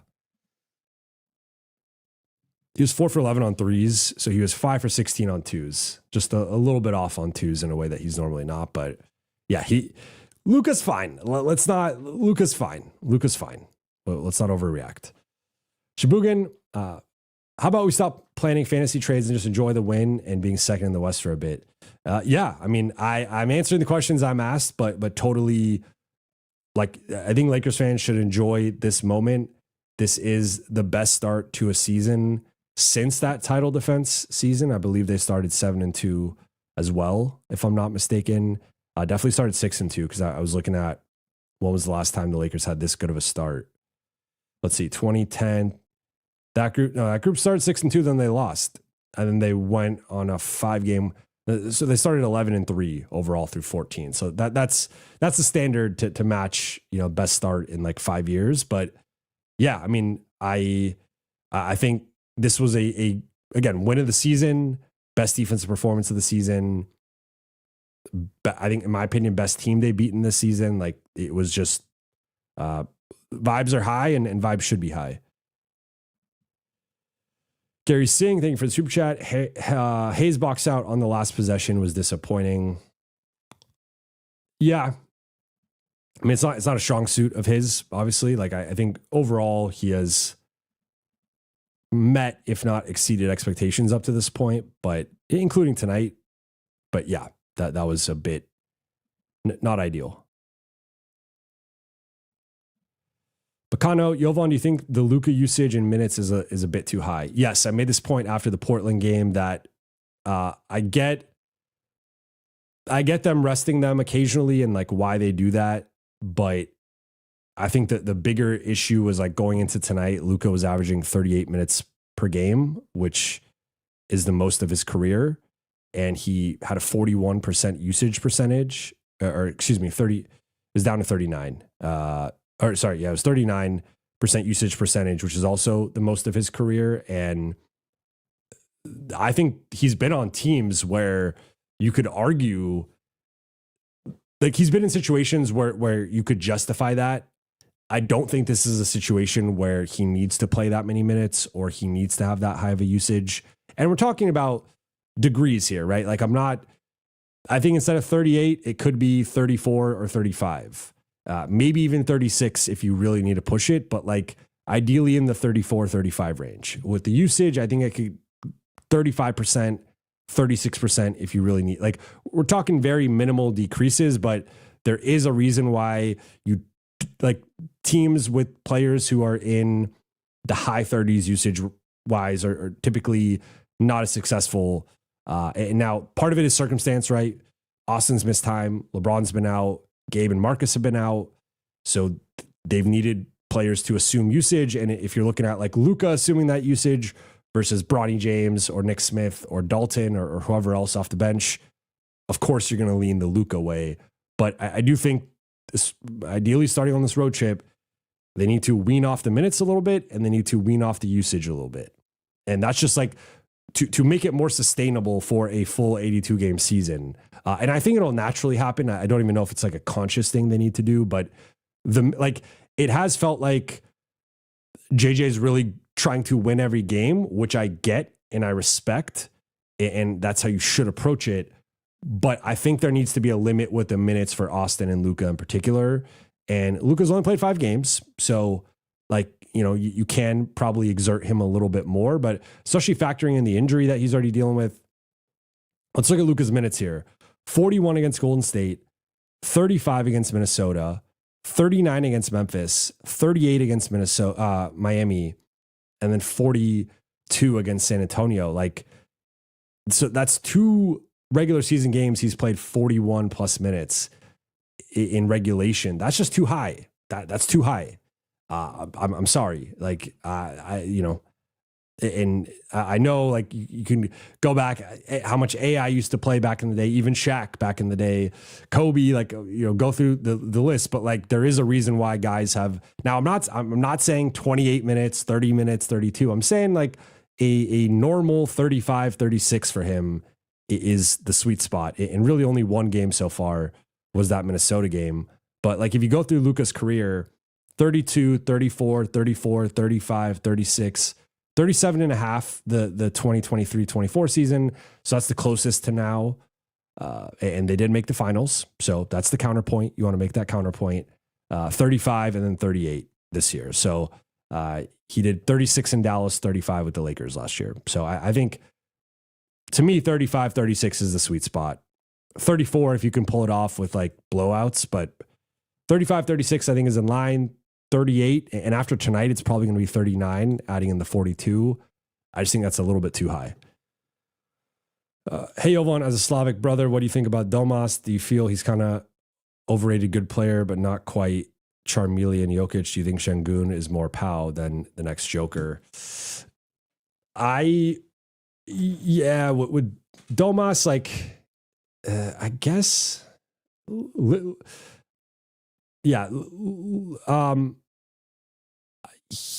he's a really unique player. to try to build around because I think you need a specific type of, I think you need like players off the top of my head that would fit really well next to Sabonis, and they're all really good. So it's kind of unrealistic because you are then like, you're kind of locking in two of your three best players to be bigs, but like AD when he's in better shape, not this current version of AD, but like normal AD, Porzingis, Miles Turner, Wemby, Jaren Jackson. Like you need a rim protecting big at a minimum, like a rim protecting big who can shoot, or a rim protecting big who has defensive versatility to defend multiple positions. Wemby can do both. Porzingis and Turner are more like that stretch five who are also good rim protectors. And then Jackson and AD are like not the best floor spacers, obviously, that there's some spacing concerns, but they can defend either the 4 or the 5 and put out those fires. And Domas, to his credit, has developed more into a stretch big to like play next to that type of player. They just haven't been able to find that guy. So the defense is just so bad though that it's like, and then you add in, he's trying to protect for Zach LaVine and DeMar DeRozan, and it's just not, I don't get that roster. It's just not a good roster. Though they have been playing a little bit better. Russ has been playing well. He's been playing better. So I don't think, I think Domas, you need a very specific build, and even then it gets a little tricky. With Şengün, I like the Pau comparison. I hadn't really thought of that, but I do see Pau. I will say he's more like the one knock on Pau that I think was a little unfair. Like you could point to the 2008 finals, but like people would say like Pau was more finesse, right? And he had some of those finesse elements, but I thought, especially in 2009, 2010, Pau brought a certain level of physicality during those championship runs.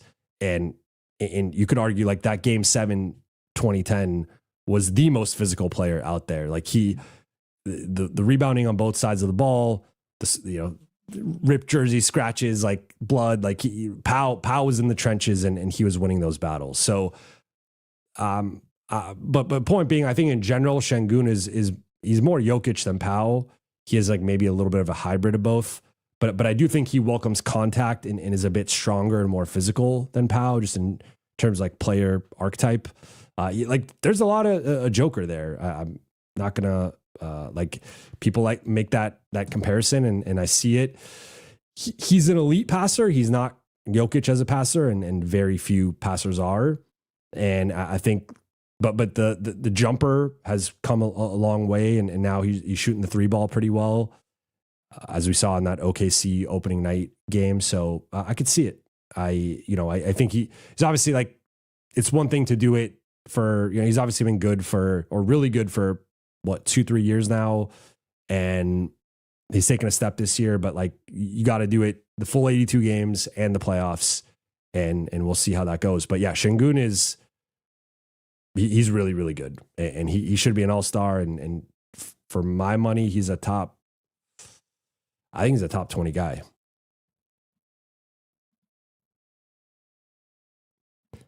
Jake from State Farm, what are you looking for on Saturday's game? I think pace is going to be a really big thing because in transition defense, because the Hawks, especially with Trae Young out, are like, their strength is not their half court offense. Their strength is being athletic and getting out in transition. So like just looking at pace quickly here, Atlanta, they're only 12th in pace, though the Lakers are 18th, but I believe the pace has jumped up since Trae went out. In terms of offense, Atlanta is 20th. And in defense, they are 16th. Rebounding, they are 30th. So that's an area to exploit. They are, let's see, on the defensive glass specifically, they're 28th. So I would say like getting back in transition, limiting the turnovers, that they are an athletic team. They're going to pressure with Nah. They're going to pressure with Dyson Daniels. They're going to pressure with Jalen Johnson. And they have some solid interior defense with Kristaps and Onyeka Okongwu, Risa Shea. Like they're an athletic group that can defend, I think, better, especially now that I don't have the splits in front of me with Trey out, but I assume, with Trey out, they're better defensively. They're going to push the pace and like just try to junk the game up a little bit. But I think attacking them on the offensive glass, similar, like Lakers have been doing a better job of that last couple games. I think doing that more consistently, and of course, with I'd like Austin to return and then to have just more reps with Luka and Austin together. But I think, if it ain't broke, don't fix it. Like I don't think there's continue to run organized offense, try to limit the turnovers, try to continue to crash the offensive glass. But I think offensively, I don't have much to critique or change with the offense. Defensively, I'm interested to see how they try to match up with Jalen Johnson. He is a big athletic wing who could give them some problems.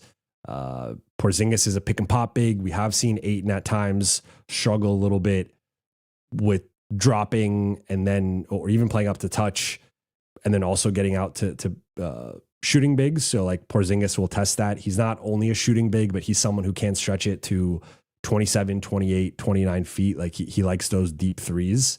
So that, and also in transition, he's a trailer. So he'll trail behind the play. And sometimes you're kind of matching up, you're scrambling. Oh crap, there's Porzingis walking into a 26-footer at the top of the arc. Like you got to be careful for that. But if I'm Atlanta, I'm trying to junk the game up. Like I wonder who they put Dyson on, because like you could try to put him on Austin and just try to take out Austin and really make his life difficult. Or you put him on Luka, and like that's probably more the matchup that makes sense. And then you put on Austin. So like those are two tough matchups for those guys. Of course, I think Luka and Austin are going to win them. But like Dyson's in the conversation for best perimeter defender in the league. And then again, they got some solid rim protection. So I think Lakers should win. I would favor them in that matchup, but I think the chess match with like how they try to slow down Luka and Austin with their perimeter athleticism, and then LA attacking the offensive glass and protecting in transition. Those are some of my keys. All right, going five more minutes. Make sure I didn't miss any. See, Kevin, too bad PJ is not trade eligible this season. Is he not? Well, Gafford is, I guess.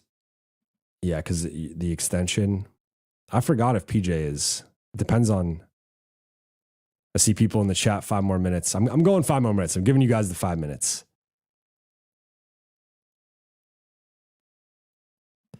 David Parks, it's time to trade Gabe, Kleba, and connect. Kleba is never healthy. DK is horrible in defense. Gabe is always played out of position as a small forward and is not effective unless playing off of screen actions. I mean, my only counter is what are you trading them for? But in general, I have said those are the 3 most likely players to be traded. If you package them together, you get to about 26-ish, 27-ish million. So you could do something with that. That it's not quite at Wiggins level, and it's more than Brooks. So like those are just 2 examples. You're not even in Jeremy Grant range, so that's you could put that one to rest. Not that you were saying that. I'm just for the earlier one.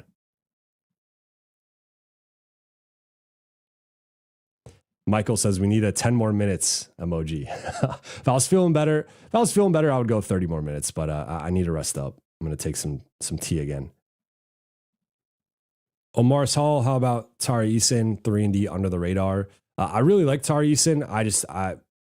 I've heard Houston really values him. And like, if you think about it from Houston's perspective, he's kind of like their LaRavia. Like I'm different, to be clear, like different players, but he's kind of that bench Swiss Army knife for them who can come in and change a game and do like multiple things. So it's sort of like, I guess the inverse of this would be like if a team just asked for Jake LaRavia, the Lakers would be foolish to just give up Jake LaRavia because they're trying to do something.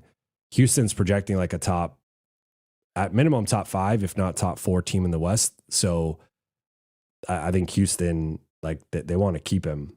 So I think does Rui in a first get Utah or Eason? I don't know. And also I think Rui's a better player than Tari Eason overall. I think it's close, but so like that, it's just, I think it's, and I don't see them doing it for like Gabe and Maxi. So I don't know. That's a tough one. Chris, why is JJ so in love with DK? I think there's multiple things here. Like, I mean, there's the draft stock, right? Like the Lakers, I think are reluctant to just give up on a former first round pick who has shown flashes, but has just yet to put it together. And I think they want to help give him opportunities to put it together. I think there's a confidence thing. Like I think DK clearly is a guy who can be rattled in terms of his confidence. And I think they're trying to nurture that confidence. And I also think JJ likes shooting and spacing, and DK does provide spacing. He has yet to consistently provide shooting, but he does provide spacing. And he has played better recently. Like, again, I referenced the Portland and Minnesota games. I thought those were his 2 best games of the season, or like the 6 quarters, because the Portland first half was awful. The Portland second half was much better. And he does have size compared to Bronny and Nick Smith, I guess, which, you know, we've gotten on JJ before for playing too small. So I guess like that's one thing we can give him at least some acknowledgement, is not going full. You don't want to go full Darvin, right? You never want to go full Darvin. Yetsky, hi, Jovan. Who is one realistic rotation player you'd like to add to this team to be a contender? Thanks. I think if you add Wiggins or Brooks and can keep Rui, I think you're really cooking with something there. Obviously, Herb Jones, I just don't know how realistic that is. I think it's a little bit too early to project who, like, you know, there's been teams that have looked like they're trending in one way, then they start playing better. You know, like New Orleans has won a couple. I don't think that's going to sustain, but looking at, like, you know, Washington, Brooklyn, Utah, New Orleans, I think those are going to be the 4 worst teams in the league. So those would be 4 teams to monitor, but like Brooklyn doesn't really have anything that could help the Lakers. Washington doesn't really have anything that could help the Lakers. Like realistically, obviously they have interesting young guys. I just don't think they're going to give them up. I think it's probably New Orleans or Utah. If they had Agbaji, that'd be someone I would like. I do like Agbaji from Toronto. Honestly, one thing I'm surprised I haven't been asked about the Kessler thing yet, or maybe I was in the chat. The Kessler thing I find interesting because you could look at it one of 2 ways, right? He's kind of damaged goods now with a major injury keeping him out for the rest of the season. So maybe that increases the potential of him leaving, or Utah being okay with him leaving. At the same time, it also probably drives down his value. So now the offers he potentially could have gotten in restricted free agency, he might not get, or they're certainly going to be lower. Like I don't see how he maintains his value. I feel like his value has to take some hit. Maybe it's a small hit, but probably some type of hit. Then that means it's potentially more. So let's just say hypothetically he was going to get like $25 million a year, just spitballing a number. Maybe now that's 20, maybe now it's 18, maybe not 16. I don't know how much that changes, but that does make it more likely Utah matches that number. And with the nature of restricted free agency, maybe that scares off some teams. But I think the Kessler situation is really interesting because if it really is just a short-term thing in terms of like not like long-term implications for his career, and of note, it's his left shoulder, it's his non-shooting shoulder. So like it doesn't affect shooting arm. And now as a right-handed player, you do use your left shoulder a lot to create space. And like he is a guy who likes to go to that middle hook in the middle of the paint. So I don't know how that plays out long term, but I also wonder if it potentially leads to a situation where if he doesn't love the offer he gets, either because teams are scared off or because Utah wants to lowball him, maybe he just takes the qualifying offer and ends up playing out one more year in Utah, and then in 2026, 27 can be an unrestricted free agent. That could be an interesting way. But I think most likely he just plays out where Utah gets him at like a bargain. This was kind of a, like, now they get to tank again and they get Kessler at a bargain. Kind of works out for them. Andre Miller, thank you for the super chat. Is it just me, or do Bron, Luka, and Jokic seem to naturally want to run middle pace teams that translate well to playoffs hoops? That's an interesting point. But that checks out. I mean, I know like LeBron and Luka have often played on slower teams, as have Jokic. I think Denver's played a little bit faster at times, though they typically are slower.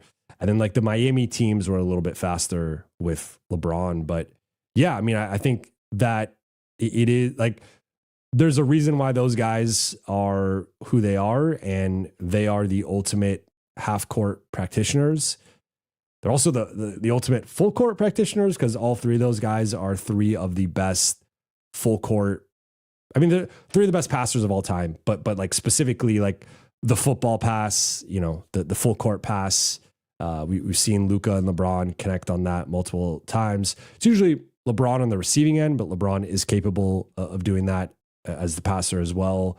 Jokic, of course, seemingly does like one or two of those every game. So I think those guys running their pace a certain way and being the half court practitioners that they are, it does translate well to a playoff setting. And I think the big thing with all three of them is not just their IQ and how they see the game and how they like to create for their teammates, but it's like that combination of passing and size. It's also what made Magic Johnson so special, right? Like now he played with pace, and although of course I think the Showtime Lakers don't get their credit as a half court offense, but the big thing with Bron, Luka, and Jokic is like they are doing what like Chris Paul could do, but Chris Paul's 6 feet and LeBron's 6'9", Luka's 6'7", 6'8", Jokic is 7 feet. It's just different at that size. Same thing with Magic at 6'9". So yeah, I think that's an interesting observation.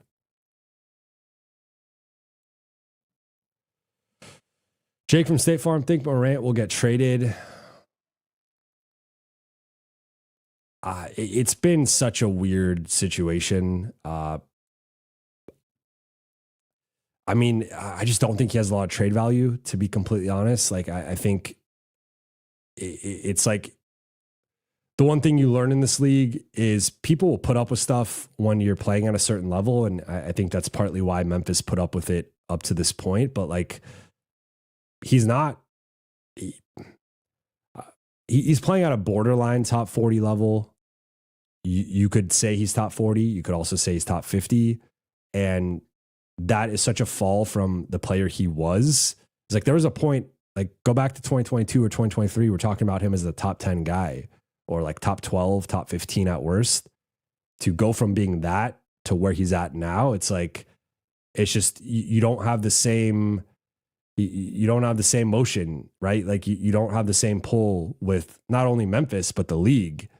And so like, he obviously is not, I don't want to say been a model citizen, but like it's been much better than he was a couple of years ago with some of the stuff he was posting and doing off the court and whatnot. But to have that whole thing, and then I thought, honestly, the most discouraging part, in my opinion, was like, I'm sure you guys saw the post-game presser for the game he returned from, but to have that type of response, and sure, maybe some of the media questions weren't framed the right way or weren't the best questions, but they also weren't like the toughest questions, and they weren't the most like, putting him on his toes questions or, on his heels. And the fact that he deflected and avoided and just kind of put it back on the team of like, well, did they say that? Or they said that, and I wouldn't let them speak for me if we were, it's just like, just take some accountability. It's very easy. Just own up to, you basically quit on your team in the second half against the Lakers. You were moping out there, shoulder slumped. You were running 3-point line to 3-point line.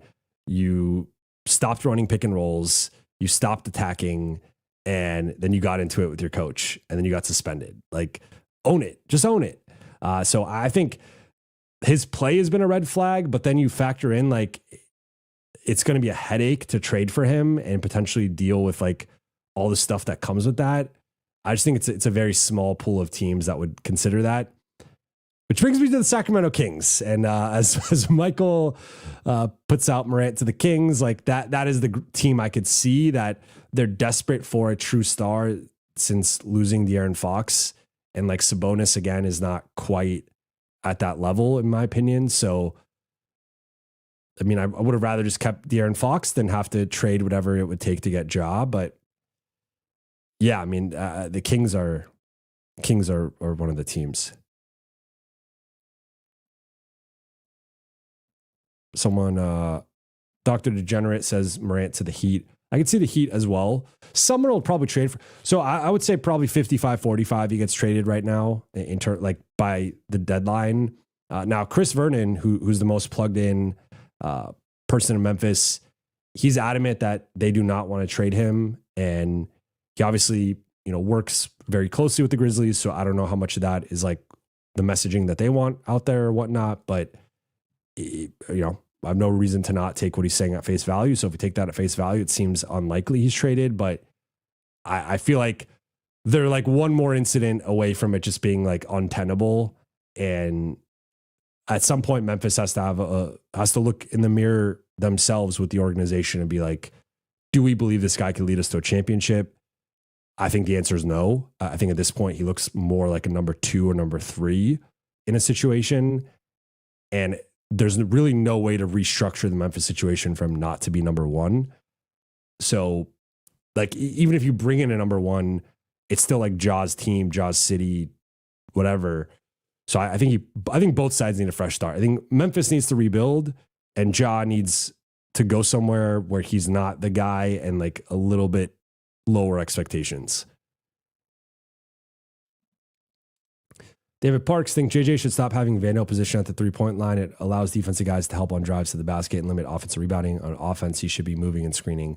I like him better in the dunker spot. I also like him better in the fray. I think it depends who's out there. When it's Jackson or Ayton, they're going to prioritize Jackson and Ayton as the screeners. So that's why I've liked Vando in the small ball bench, when Jackson was out, then when Ayton was out, the small ball center bench units with Vando, I've liked because he's in the fray as a screener. If you can do that with the other guys out there, it's just now like this is where the issue is with Vando is like, okay, so if you run a Vando Luka pick and roll, you are maximizing Vando, but now you got to figure out what to do with Ayton and Jackson, not both together, but like one of them, whoever else is out there. And the fact of the matter is that Ayton and Jackson are better screeners and better rollers and better finishers than Vando. So like the optimal way to run the offense is have one of those guys screen for Luka. And then ideally Vando could just be like a threat out there. But because he can't, now you have to make this alteration or this concession to your offensive scheme and be like, okay, well now DeAndre Ayton or Jackson Hayes is in the dunker spot, or maybe they're spacing out. And, Vando's the guy who's, screening and it's just a less effective option. So I think that's like the issue there is like the way to optimize Vando could come at the expense of just better offense because like, yes, you are potentially putting him in a more optimal way or more optimal position to succeed, but you are, I think, lowering your point per possession output and overall offensive ceiling by having a lesser, like he can make plays. And we saw him tonight. He actually had I forgot, he got it in the short roll, but it almost was like, I think Luka got trapped, hit Jackson, hit Vando, then he sprayed it to the corner to either Laravia or Rui.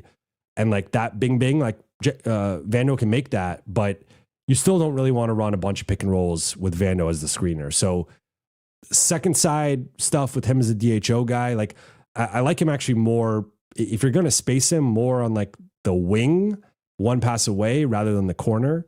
But I'm with you. I think the corner is like probably the least effective spot to have Vando. And I think we've seen that for quite some time now. It needs to either be dunker spot, weak side wing, or in the fray, horns action, double drag action, stack action, or just a pick and roll. I think I saw an ado question. I'm trying to find it. Walter White, how about KCP for Gabe and Maxey? Memphis gets expiring contract. That could be one. I think KCP has slipped a little bit defensively to the point that like I'm not sure if he's an upgrade over Marcus, but he is a better shooter overall than Marcus. So I could like that. I've also made the point of like, in this case, he's a better player than Gabe. So you are upgrading the roster and maybe KCP doesn't even start. Maybe you continue starting Rui or Marcus or Jake, whoever wins that fifth starter spot in the longer term, and you have KCP off the bench. I'd rather have KCP off the bench than Gabe and Maxey. So like it's a net positive to be clear. Connor Phillips, biggest surprise of the NBA season so far has to be Chicago. I did not see this coming. Like I don't think it's kind of like San Antonio, where like San Antonio right now is punching above their weight. San Antonio is not going to be, I mean, they just dropped to fifth in the West with this loss, but like that's more in line with, I think, like the realistic ceiling. I think the top four is probably the current top four of OKC, LA, Houston, Denver in some order. Like I think OKC will probably be number one, then LA, Houston, and Denver, similar to last season, will jockey for 2, 3, 4. But Chicago being the number one seed and having some of the wins that they've had, like they haven't had the toughest schedule, but they have, like they just beat Philly. They split series with New York. They beat in Orlando. They beat in Detroit. They beat in Atlanta. Like those are three teams we like going into the season. Everyone had clearly ahead of Chicago, Detroit, Orlando, Atlanta, the middle class of the East. They beat all of them.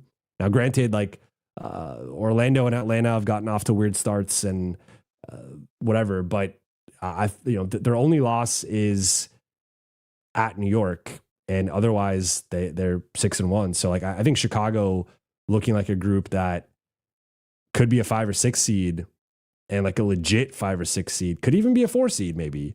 I think top 3, larger sample size, it'll end up being Cleveland and New York, and then someone else. But if they're a 4 or 5 seed, like that's a real win for Chicago, especially based on like running it back. They basically had the same team as last year, and all of a sudden made this big jump. Sham, is Adu playing on the road trip? Don't have clarity yet. I think you might have been the person who asked about it earlier, but chance he's cleared. Excuse me, at some point here. But I'm hitting the 2-hour mark and I'm losing my voice. So I am going to wrap here. Appreciate you all for rocking with me for 2 hours. Those watching on YouTube, please be sure to hit that subscribe button, turn on channel notifications, and like and comment on this video. Those listening on Apple Podcasts, Spotify, or your podcast platform of choice, please be sure to follow, download, and leave a 5-star review. Tomorrow, I'm doing Lakers Collective at 11 a.m. Pacific time with Trevor and Jason, doing Spectrum in the afternoon. And then if I'm feeling up to it after that, I might do a live at like 6 or 7 p.m. I want to, because I want to get more content out this week. But at a minimum, then doing those two things. Then Friday, we got 12 p.m. Pacific time, new episode of Beyond the Block. I'm going to have Mo Dakhil on from Bleacher Report and Offside to talk all things NBA, including the Lakers. And then if I don't go live Thursday afternoon or evening, I'll probably go live Friday afternoon or evening. But that'll do it. Appreciate you all. Shout out to the Late Night Gang. Shout out to everybody in the chat. Appreciate you all, and talk to you all tomorrow.